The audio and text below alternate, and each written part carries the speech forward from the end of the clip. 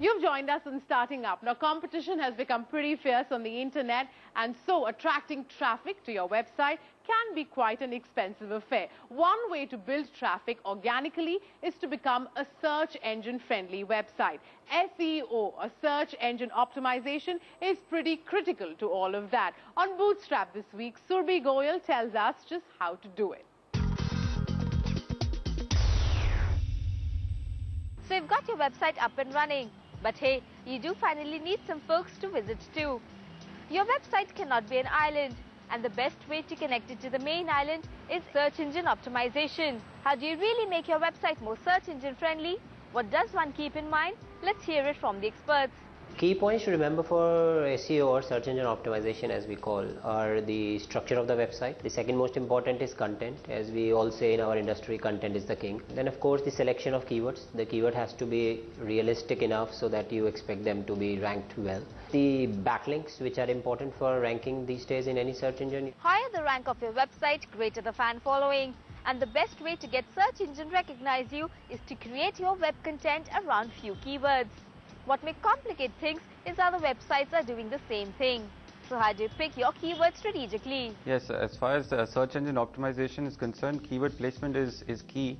So they should keep in mind that the keywords that they are targeting, or the keywords that are on the page, in the content of the page, should also appear in the title of the page, as well as in the meta description of the page.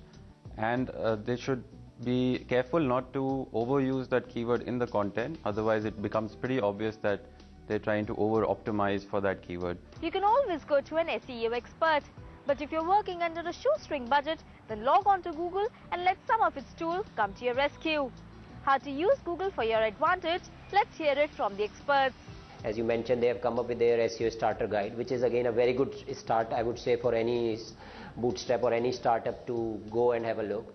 And then second which comes is there are certain free tools which Google provides. In fact, we also use for all our clients all the time. One is, the most popular tool is Google Analytics to track your visitors, and the other is Google Webmaster Tools, which helps you see how your website is doing. You can submit your website into it. You can request Google to crawl it much faster. If there are any errors in your website, Google would help you. It will warn you there. If you have done anything wrong, Google will warn you. So a lot of helps comes from Google compared to like 4 years back. There are a lot of resources online which people can read. In fact, they don't need to go to an SEO expert. It's best that they learn SEO themselves so that they can use it over the long term and keep updated with the changes that Google continues to make. Google itself publishes webmaster guidelines for SEO optimization, and people should first read that and then read various SEO blogs on the internet, for example SEO Moz, SEO book, which can give people a very good understanding of the basics of SEO and also advanced SEO. Search engine optimization is in many ways the cheapest form of marketing for your startup, something that might actually provide best results.